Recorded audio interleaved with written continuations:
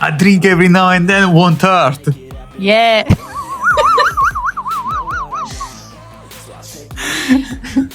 Wine is good for the heart. Oh, well, because you come from Venice. Friuli. Well, nearby. They will understand it. Just don't overdo it. I recommend small portions. Well, all of these statements are partially true, but only partially, because in this video, well, we will not demonize anything, but of course we will talk about alcohol.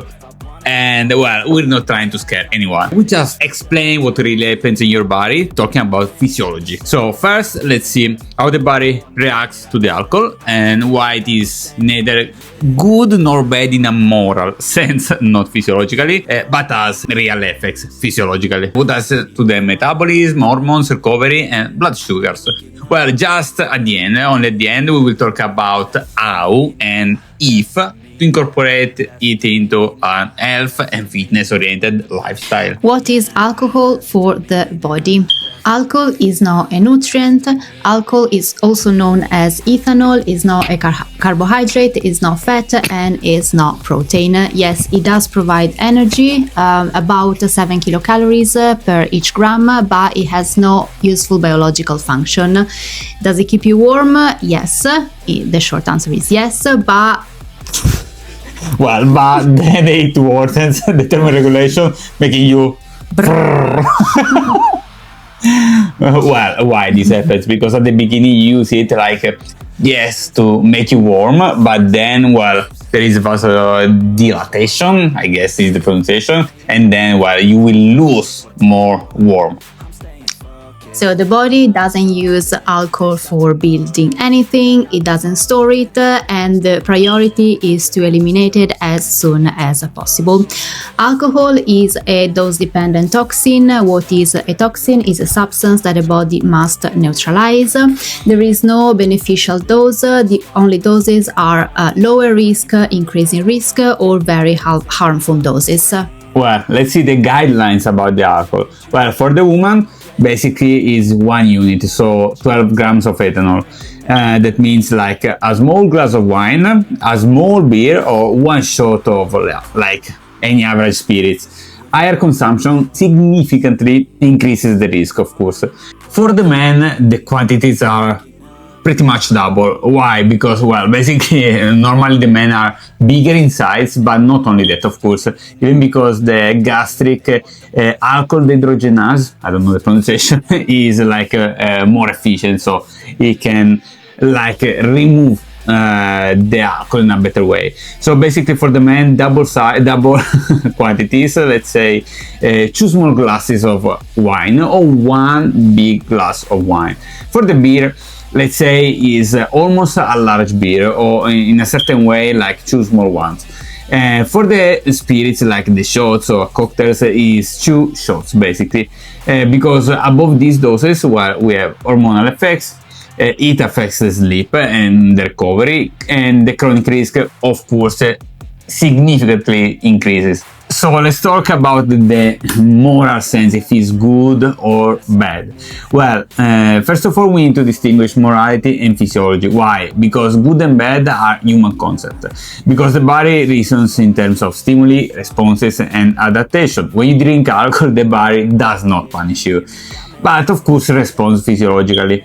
Now, why this change things? For a simple reason, because if we demonize the consumption of alcohol, this will increase the guilt, and well, on the long term, it worsens your relationship with food and alcohol. So, of course, does not improve the relationship and your health, because actually will push you in a certain way to drink more alcohol in an indirect way. So that's why we should never demonize that. But of course we talk about physiology, because even minimizing, well, will lead to underestimate the cumulative effect of alcohol. So that's why the correct approach, in my opinion, is to understand the biological cost and, well, make like an informed decision about whether and when to drink or not. So this is the point. Well, once in a while is not a big deal. But of course, we need to think about the biological cost on the long term. So, what happens in your body when you drink alcohol? This is in summary. Oh. But except for that, Well, the reality is that it gets absorbed very quickly in your stomach and intestine, and then it is converted in your liver. It is first converted into acetaldehyde and then into acetate, where it gets oxidized as energy. Why this is important? It's because alcohol has a metabolic priority. So while it is in your bloodstream, all the other processes such as carbohydrate oxidation, fat oxidation, and protein oxidation, they are postponed. Why is acetaldehyde more dangerous than ethanol? It's because ethanol is more stable than acetaldehyde, which is highly reactive and very unstable. It does react with your DNA, proteins, and membrane lipids, and therefore it can cause oxidative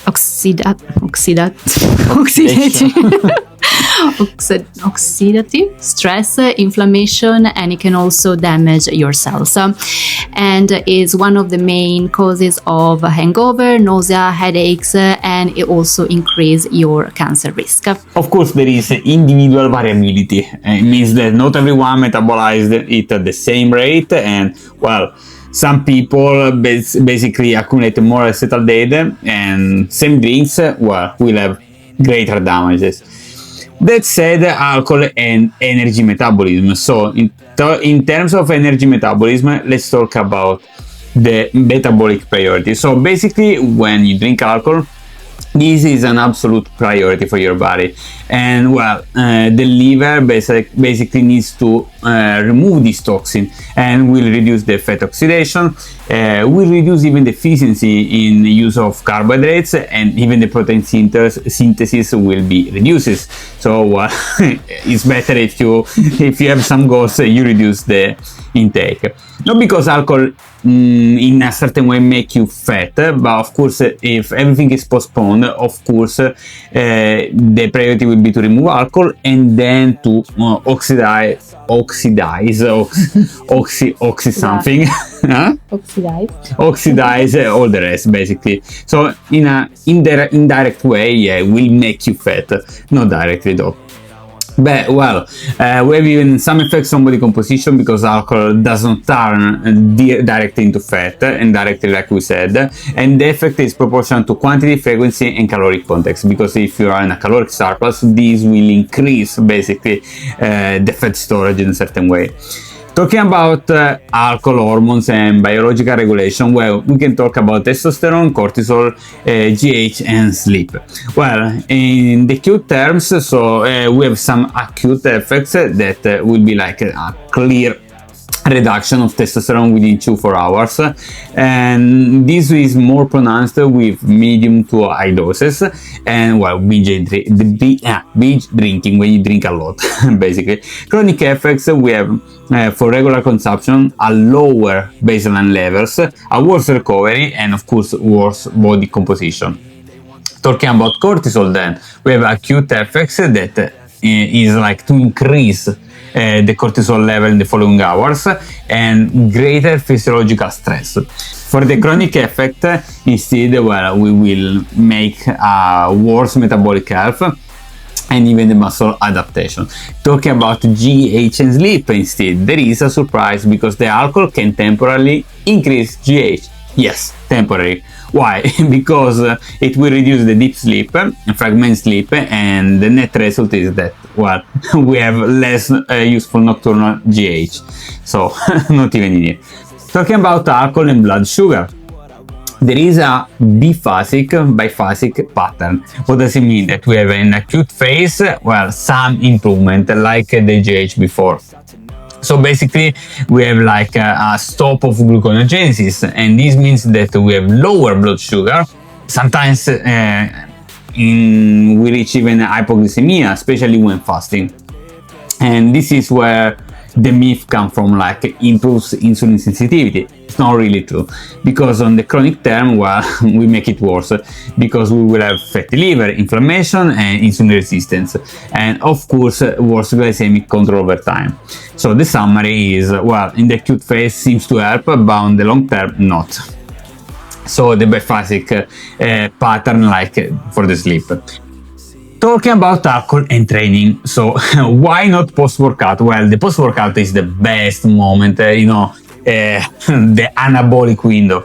So it's the best moment when your body can use like your carbohydrates, etc. And well, using that will be the worst moment possible, because basically we reduce the protein synthesis, the hormonal profile, rehydration, and well, even the sleep. So I won't recommend, of course.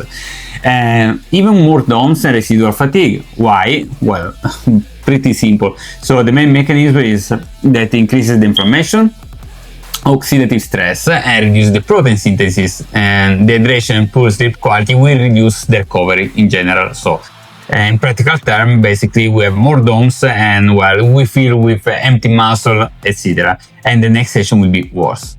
So let's now talk about alcohol, calories, and sugar.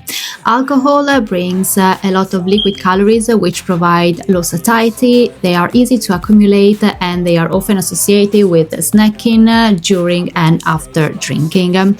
They do also bring a lot of hidden sugars. For example, beer brings alcohol and carbohydrates, cocktails, alcohol, plus a lot of simple sugars, and this is the worst combination for blood sugars and also for calorie surplus.